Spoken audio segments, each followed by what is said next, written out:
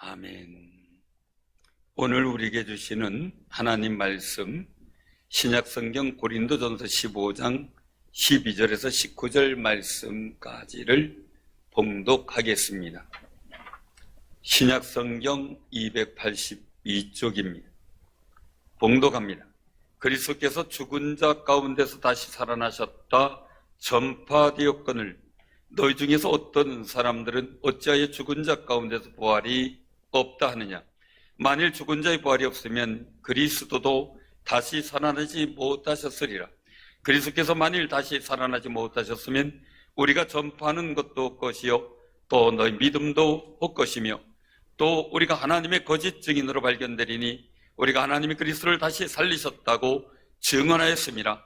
만일 죽은 자가 다시 살아나는 일이 없으면 하나님이 그리스도를 다시 살리지 아니하셨으리라. 만일 죽은 자가 다시 살아나는 일이 없으면 그리스도도 다시 살아나신 일이 없었을 터이요 그리스도께서 다시 살아나신 일이 없으면 너희의 믿음도 헛되고 너희가 여전히 죄 가운데 있을 것이요 또한 그리스도 안에서 잠자는 자도 망하였으리니 만일 그리스도 안에서 우리가 바라는 것이 다만 이 세상의 삶뿐이면 모든 사람 가운데 우리가 더욱 불쌍한 자이리라. 아멘. 우리 옆에 분들한테 주님의 이름으로 축복합니다. 빈 무덤 만듭시다. 빈 무덤 만듭시가 더 커야 되는데 여러분들에게 그 신은혜가 있기를 바랍니다. 오늘 우리가 기억해야 될 거룩한 역사가 오늘도 여러분들 가슴에 새겨지고 하나님께서 이루실 거룩한 은총의 역사가 만들어지는 귀한 삶이 되시길 바랍니다. 지난주 부활주일이었고 부활절 지난 첫 주일입니다. 지난주 성경 본문 마가복음 16장 1절에서 8절 말씀을 통해 무덤과 부활이라는 제목으로 말씀을 선포했지요. 예수님께서 고난일인 금요일 오전 9시에 십자가 못 박혀 죽으시고 어둠이 이루어지는 사건이 지나 오후 3시에 운명하셔서 이제 예수님을 무덤에 안치하셨습니다. 그런데 이 안식일 날 무덤에서 보내시고 안식일이 지나 예수님께서 부활하셨습니다. 안식 후 첫날이라고 성경은 표현하죠. 이 안식일이 지난 새벽에 3명의 여인이 향품을 가지고 예수님 무덤에 가서 뭔가 조치를 취하려고 했는데 예수님 부활한 현장을 보게 되었습니다. 예수님이 죽음이 있는 무덤에서 부활로 나와서 빈 무덤을 만든 거죠. 사랑하는 성도님들, 우리는 이런 예수님을 전할 사명이 있고요. 또 한 가지는 예수님처럼 우리도 빈 무덤을 만드는 거룩한 승리자들 되시길 바랍니다. 이미 사망의 권세를 깨고 우리는 영생의 자리에 옮겨진 사람들입니다. 그래서 기억할 것은 첫째는 예수님의 부활은 사랑으로 준비하는 사람에게 보여졌다는 겁니다. 두 번째는 예수님의 부활은 하나님의 말씀인 이상이 부활의 현실이 되었다는 겁니다. 우리가 꼭 기억하시길 바랍니다. 우리들도 하나님 말씀에 기록된 이상인 부활을 현실로 만들며 살아야 됩니다. 정말 삶 속에서 예수님의 죽음을 경험하는 것을 느낄 정도로 하나님의 거룩한 뜻을 이루어 가려고 애쓰고 견디면 우리는 부활의 역사, 다시 사는 역사를 경험하게 될 겁니다. 낙심, 절망, 두려움을 주는 무덤에서 부활로 나와서 영광의 빈 무덤을 만드는 삶이 되시길 바랍니다. 부활의 확신을 통해서 하나님의 말씀이 현실되는 거룩한 역사가 우리 사랑하는 성도들과 우리 중저상열교회를 통해서 이루어질 줄로 믿습니다. 오늘 본문 말씀은 분명히 예수 그리스도께서 부활하셨고 그 본자들도 있고 증언도 합니다. 그럼에도 불구하고 그 당시 고린도 교회 상황은 교인들 중에 부활이 없다 하고 생각하기도 하고 의심하는 사람들도 있었습니다. 바울은 부활하신 주님을 만난 사람들이 지금도 많이 살아있다고 부활에 대한 증거를 하면서 본문 5절에서 8절에 보면 베드로와 12제자와 500여 형제에게 일시에 보였고 야고보에게도 보였고 그 후에 만삭되지 못한 자신, 즉 사도 바울에게도 보였다고 증언합니다. 만일 죽은 자의 부활이 없으면 예수 그리스도 다시 살아나지 못했다는 겁니다. 예수 그리스도께서 부활하지 않으셨으면 우리도 여전히 죄 가운데 있고 우리 믿음도 헛것이라는 겁니다. 성경도 거짓이 되는 겁니다. 또한 예수님이 다시 살아나지 못했다면 우리가 전파하는 것, 이 모든 것이 다 아쉽지만 아무것도 아닌 거짓말쟁이가 되는 거죠. 사랑하는 성도님들, 우리는 희망이 없이 이 세상을 살아가는 불쌍한 존재같이 된다는 겁니다. 이제 예수님이 부활하셨기 때문에 제3을 받게 되어 영생을 누리게 되었습니다. 천국에 들어갈 하나님의 아들 된 권세를 얻게 되었습니다. 할렐루야. 우리는 부활의 신앙으로 살아가야 됩니다. 부활은 우리의 소망이며 자부심이며 긍지입니다. 그럼 우리 꼭 기억하시기 바랍니다. 주님 오실 그날까지 우리가 이 믿음을 잘 지키며 부활의 확신 속에서 주님 오실 날까지 잘 지켜나가는 거룩한 승리자들 되시길 바랍니다. 주님이 언제 오실런지 아무도 몰라요. 저도 모르고 여러분들도 몰라요. 그러나 하나님은 아셔요. 그렇기 때문에 우리는 부활신앙을 지키고 살아가야 되는데 그 거룩한 은혜를 위해서 하나님 말씀이 부활의 확신 가운데 우리에게 능력으로 임하도록 살아가는 삶의 거룩한 은혜를 경험하기 위해서 첫 번째 기억할 것은 부활의 의심증을 성령의 은혜로 치유받으시기 바랍니다. 부활의 의심증입니다. 고린도교의 영적 분위기, 사도 바울이 정말 정성과 사랑을 다해 전도하여 세운 교회입니다. 그런데 그들의 영적 분위기가 혼탁해졌습니다. 12절에 보면 그리스도께서 죽은 자 가운데 다시 살아나셨다는 사실을 생명 걸고 전파하는데 부활이 없다고 주장하죠. 의심하는 부활 의심증 환자가 자꾸 늘어나기 시작을 합니다. 저는 우리 충주상일교회는 이렇게 부활 의심증이 없는 줄로 믿습니다. 만약에 있다면 저한테 상담받고 성령님의 은혜로 치유받으시기 바랍니다. 왜냐하면 14절 말씀처럼요, 그리스도께서 다시 살아나지 못하셨다면 복음도 전파하는 복음도 없것이요 믿음도 없것이요 여전히 죄 가운데 있을 것이고, 그러다 우리는 세상에서 희망이 없는 존재가 되는 겁니다.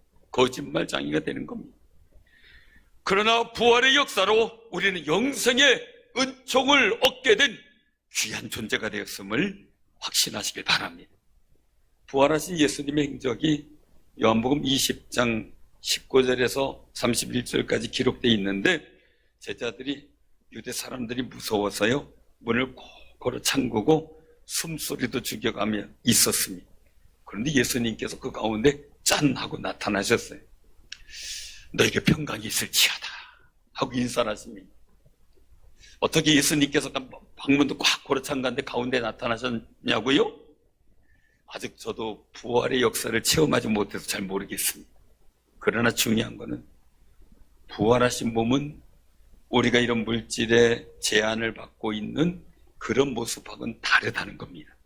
예수님께서 보여주신 것처럼 차원이 다른 모습이라는 거죠. 사랑하는 성도님들, 그리고 두 손과 옆구리를 보여주셔야 제자들은 그걸 보고 너무 기뻐했습니다. 근데 그 자리에 도마가 없었어요. 그래서 도마가 제자들에게 얘기를 합니다. 나중에 만났을 때 나는 내 눈으로 그 손에 못자국을 보고 내 손가락으로 그 못자국에 집어넣고 내 손을 그 옆구리에 넣어보지 않고는 못 믿겠어 라고 말합니다. 이걸 부활 의심증이라고 할 수 있습니다. 그리고 8일 뒤에 예수님께서 다시 짠 하고 나타나셨습니다. 그리고 도마에게 손도 옆구리도 만져보게 합니다. 그때 주님이 하신 말씀입니다. 믿음 없는 자가 되지 말고 믿는 자가 되라. 부활의 의심증을 이기고 믿는 자가 되는 귀한 삶이 되시길 바랍니다. 그 말을 들은 도마는 나의 주님, 나의 하나님이 고백했죠. 그 상처를 보고 만지고 말입니다. 부활 의심증이 치료가 된 거예요. 도마의 고백을 들은 예수님은 너는 나를 보았기 때문에 믿느냐라고 책망을 하죠. 보지 않고 믿는 사람은 더 복되다. 그 여러분들 얼마나 복된 분인지 몰라요. 왜? 예수님 보셨나요? 말씀 믿고 전도 듣고 믿었잖아요. 우리가 인사하세요. 우린 복 있는 사람입니다. 정말 복 있는 사람입니다. 우리 충주 상일교 성도님들은 부활 의심증이 싹 치료되고 부활의 예수님 나의 하나님이십니다 고백하는 귀한 삶이 되시기를 바랍니다. 우리 한국 사람들은요 의심증이 많대요. 의심증이. 근데 우리보다 더 의심이 많은 나라가 있대요. 그래서 의심 많은 사람 뭐라 그래요? 어느 나라 뭐 입었다 이렇게 얘기하잖아요. 차마 여기서 그 얘기가 좀 그래서 사랑하는 성도님들, 사기, 유괴, 보이스피싱 이런 많은 위험이 있죠.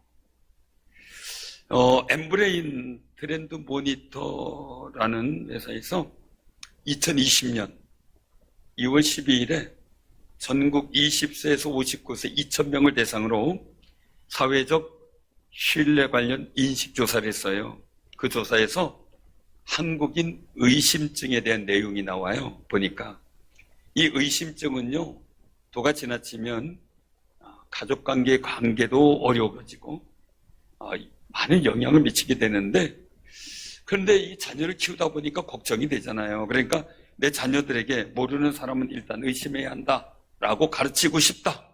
여기에 대해서 63%가 그렇다 이렇게 대답을 했어요.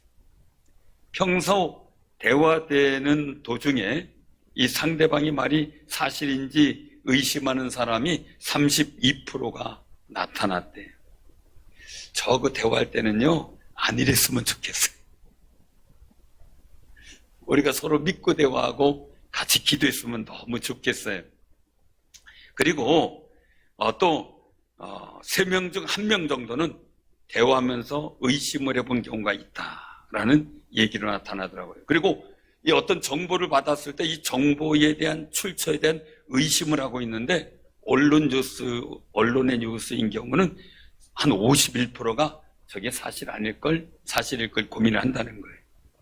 그런데 상품 구매 시 가격을 보고 야 이게 믿을 만한 가격인지 의심한다는 것에 53%래요. 정액제로 파는 게 우리는 이제 많이 일상화됐지만 그렇지 않죠. 제가 아마 89년도인가 아마 그때일 겁니다. 당시 제가 시골에 있으면 사례비 10만 원 받을 때예요. 근데 이제 대전역 앞에서 전도 활동하고 이렇게 이제 전사님들 같이 활동하고 그랬을 때인데 지하 상가가 있었거든요. 대전역 앞에 그 지하 상가에서 옷가게를 파는데 그때는 이제 정찰제가 아니던 시대였죠. 막 실갱이 버리는 거, 옷 하나 사는데 7만 원이라고 막 그러니까 비싸다 싸게 해달라 막 실갱이 버리더니 그럼 나 안 산다 막 하더라고요. 근데 거의 한 50m 이상을 그 옷을 들고 주인이 따라가는 거예요. 사라고 이거 어떻게 주겠다. 그래서 이제 궁금했어요. 저 어떻게 결론 나나. 그랬더니 이제 지하도 막 올라가는 이 계단 입구에 딱 쓰더니 두 사람이 또 흥정을 붙였는데 결국 2만 5천 원에 팔더라고요. 저렇게도 파는구나. 그때 처음 알았어요. 저는 달라는 대로 줬거든요. 슬슬 배가 아파오는 거예요. 저런 방법도 있구나. 근데 요즘엔 다 정찰제로 하니까 그런 예가 이제 드물지요. 사랑하는 성님들, 이런 일들 속에서 의심이라는 말이 요즘 같은 시대엔 필요할 수 있겠구나라고 우리가 생각하기도 해요. 근데 그래도 우리나라는 그래도 여러 가지 신뢰의 일들이 많이 구축되어져 있는 사회긴 해요. 다른 나라에 비해서 말이죠. 그런데 당연히 이런 것이 삶의 원리라고 하지만 불신 문화가 생기고요. 서로 의심증이 생긴다는 것은 안타까워요. 왜냐하면 이 의심증은요. 신앙만이 아니라 가족관계, 사회생활 이 모든 것에 굉장히 불편한 스트레스와 중대한 영향을 주게도 되거든요.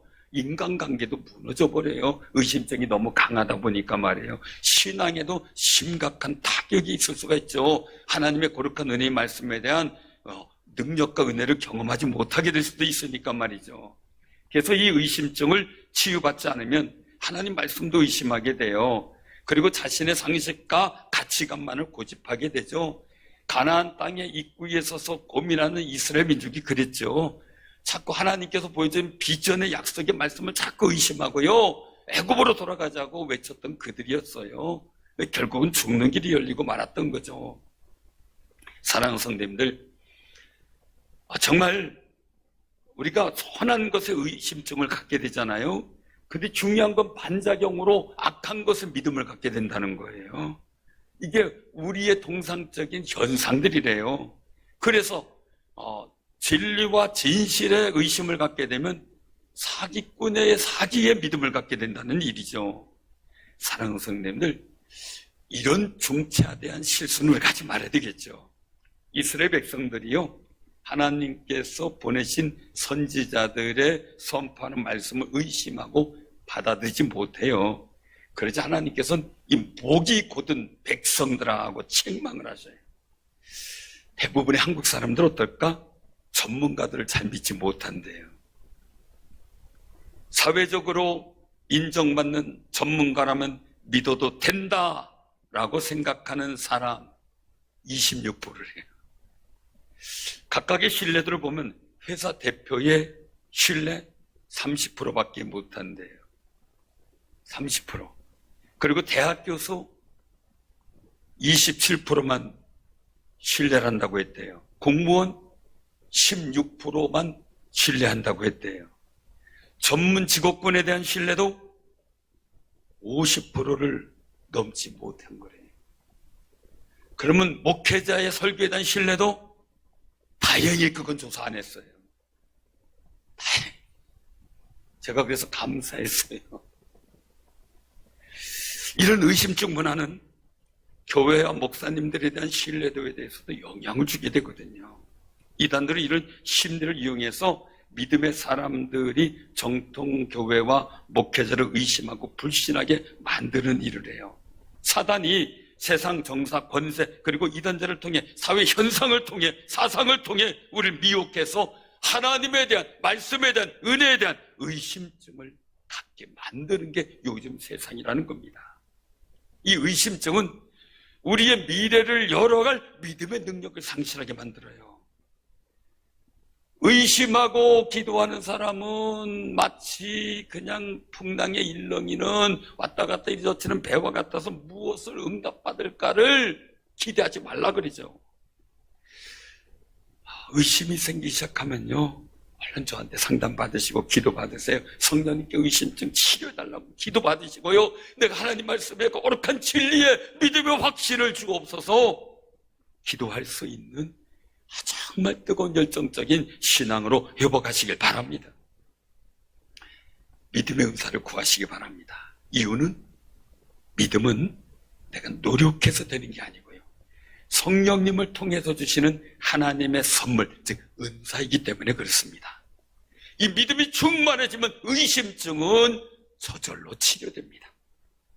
사랑하는 성도님들, 정말 믿음의 의심증을 치료받아서 믿음은 바라는 것들의 실상이라고 했는데 내 마음속에 믿음으로 그린 아름다운 목표와 꿈이 현실로 이루어지는 역사를 만들어가는 귀한 삶이 되시기를 바랍니다.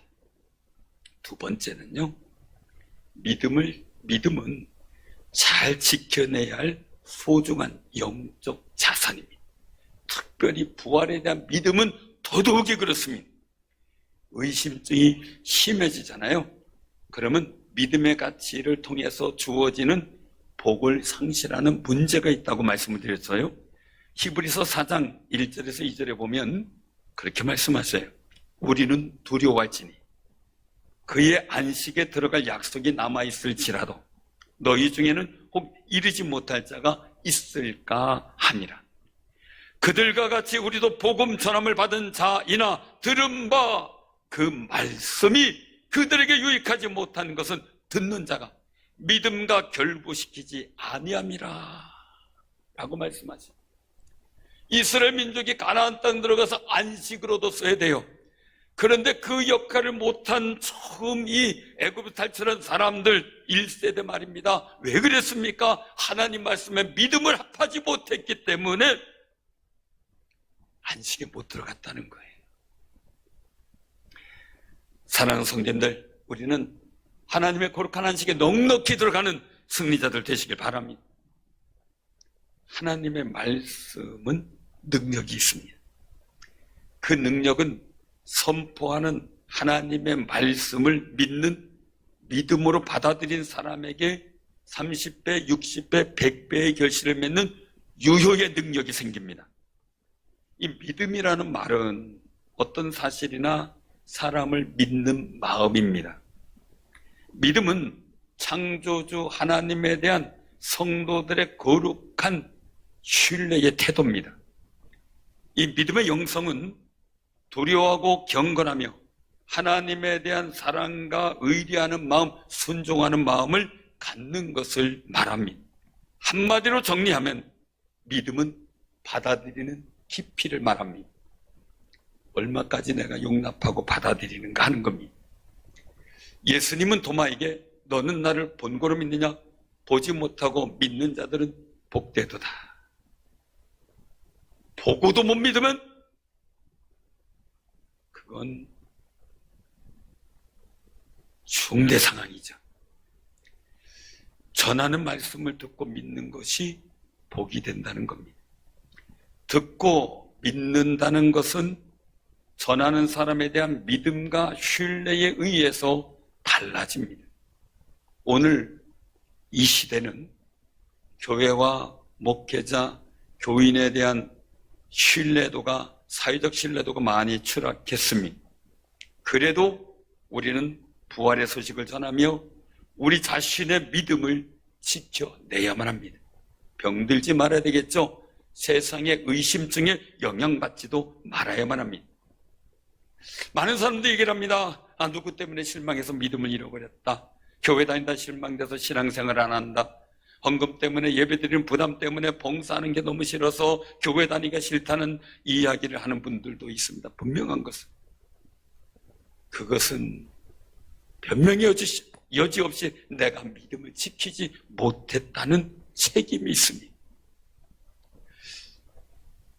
우리는 어떤 상황에서도 예수님을 향한 믿음, 하나님 말씀에 대한 신뢰의 믿음을 지켜내는, 예수님이 나를 구원하셨다는 그 거룩한 믿음을 지켜내고 예수님이 부활하셨다는 그 거룩한 믿음을 지켜내는 귀한 승리자들이 되시기를 바랍니다.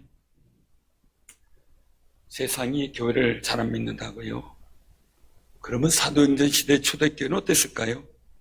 그 당시에 교회, 초대교회에 대한 신뢰도 컸을까요?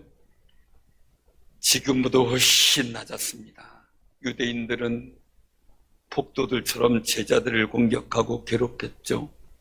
교회를 핍박하고 고문하고 옥에 가두고 스데반 집사님 같은 경우는 돌로 쳐 죽였지요. 초대교회에 대한 그 당시 시대적 인식은 불법자들이었습니다. 신뢰도 형편없었습니다. 예수님의 부활을 전하고 말하면 생명의 위협을 받았습니다. 전하지 말라고 협박까지 받았습니다. 잡혀가서 감옥에 갈 정도였고 그것 때문에 순교했습니다. 그러니 신뢰도는 미미하다 할 정도입니다. 네로 왕자 같은 경우는 어떻게 했습니까? 로마를 다시 건설의 목적으로 스스로 불태웠다고 전해집니다. 그런데 백성들의 원성이 너무 커지자 그것을 기독교인들이 불질렀다고 뒤집어 씌우고 그 기독교인을 핍박하고 화형시키고 사자들의 먹이를 주고 놀이개감으로 삼는 것을 가지고 백성들의 원성을, 그리고 또한 그 폭력적인 일들을 그쪽으로 돌림으로 자기는 책임의 면피라고 말았습니다. 그래도, 아무리 그래도 초대교회 교인들은 예수 그리스도께서 부활하셨고 우리도 부활한다는 믿음을 지켜냈습니다. 그리고 더 크게 전파되어 로마의 국교로 만들었습니다. 그래서 본문 15장 2절에 말씀합니다. 너희가 만일 내가 전한 그 말을 굳게 지키고 헛되이 믿지 않았으면 그로 말미암아 구원을 받으리라. 사도 바울의 증거는 성경대로 예수 그리스도께서 우리 죄를 위하여 죽으시고 장사 지냈는데 성경대로 사흘 만에 다시 부활하셨습니다. 이 복음이었습니다. 요한복음 20장 30절 31절에 보면 성경을 기록한 목적에 대해서 말씀합니다. 성경을 읽고 듣는 우리로 하여금 예수가 그리스도요 하나님의 아들이심을 믿게 하고 또 그렇게 믿어서 그의 이름으로 생명을 얻게 하려는 것이다 라고 말씀합니다.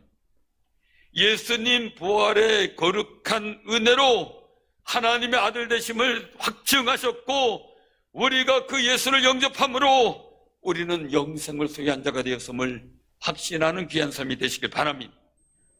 본문 19절 말씀처럼요, 만약에 우리가 이 세상의 삶의 죽음으로 끝난다면 참 신앙생활 한다는 게 너무하잖아요.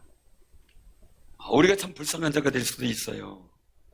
만약에 예수님을 믿지 않고 하나님을 섬기지 않는다고 우리가 가정할 경우 매 주일을 이루리라고 놀러다니겠죠. 쾌락을 즐기고 욕심대로 살겠죠. 나쁜 집도 꺼리끼 먹고 양심의 가책도 안 느끼겠죠. 죄를 용서해달라고 눈물 흘리며 통곡하며 기도할 필요도 없었겠죠. 그것뿐인가 미워할 사람 미워하고요, 정하고 해코지하고 자유롭게 기분대로 감정대로 살아갈 것입니다.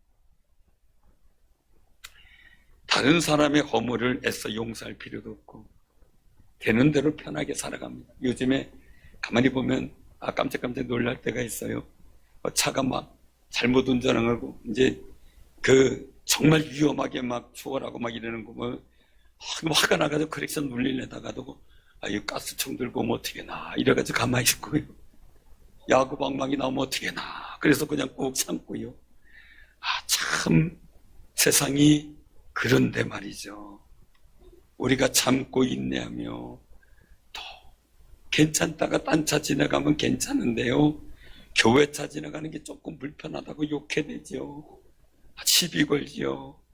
사랑하는 성도님들, 그런 상황 속에서도 인내하고 참아가는 것, 부활의 소망이 있기 때문이죠. 하나님 앞에 우리가 복 있는 자로 서기 위함아니에요. 그렇게 살아가고 있는 우리가 부활이 없다면 얼마나 이거 참 기가 막힌 거예요. 부활은 꼭 있습니다. 확신하시기 바랍니다. 예수님이 부활하셨기 때문이죠. 이단들 우리에게 유혹합니다. 애써 헌신할 필요도 없어. 11조 할 필요도 없어. 건축 헌금할 필요도 없어. 그리고 정말 그냥 되는 대로 살아. 그렇게 유혹하다가 완전히 자기네 식구 된 것처럼 수준이 되면은 재산이 갈취가 되기 시작합니다. 2020년 3월에 있었던 일인데 서울의 신문에 나온 이야기입니다. 신천지에서 1년에 한 사람 전도 못하면 110만 원씩 벌금 내라고 명령해서 10만 명이 넘게 벌금을 냈다라는 기사입니다. 그래서 매년 벌금으로만 110억 이상 걷어들인다는 이야기죠. 그렇게 걷어들인 것이 2020년 어느 긴급 보고서에, 자체 보고서예요. 자체 보고서가 오픈이 돼버렸는데 거기에 따르면 자산이 5,500억 수준. 이 중 대다수인 5,200억이 교주 소유라는 이런 신문 기사가 났어요. 기가 막힌 거죠. 꼭 기억하시기 바랍니다. 의심증이 생기지 않아야 유혹당하지 않습니다. 이 의심증을 이기는 건 믿음을 잘 지켜야 되는 겁니다. 결국 우리 믿음을 지키는 것이 세상의 유혹을 이겨나가는 거룩한 승리가 되는 겁니다. 본문 20절에서 21절로 말씀하고 있습니다. 그러나 이제 그리스도께서 죽은 자 가운데서 다시 살아나서 잠자는 자들의 첫 열매가 되셨도다. 사망이 한 사람으로 말미암았으니 죽은 자의 부활도 한 사람으로 말미암는도다. 아담 한 사람을 통해 범죄가 들어왔습니다. 원죄가 생겼고 저주의 사망이 생겼습니다. 아담의 죄가로 인해 생로병사의 고난이 우리에게 다가왔습니다. 그 고난에 눌려 사는 저주가 생겼습니다. 소구에도 그 열매를 먹지 못할 때가 많습니다.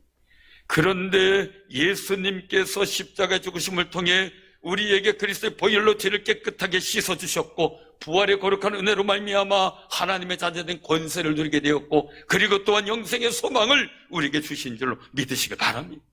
근데 이 부활이 없다면 우리는 희망이 사라지는 겁니다. 본문 51절에서 53절에 말씀합니다. 우리 한번 성경을 보면서 같이 한번 봉독했으면 좋겠습니다. 51절에서 53절, 제가 한 절, 여러분들이 한 절, 그리고 53절 같이 봉독합니다. 보라, 내가 너에게 비밀을 말하노니 우리가 다 잠잘 것이 아니요 마지막 나팔에 순식간에 후련히 다 변화되리니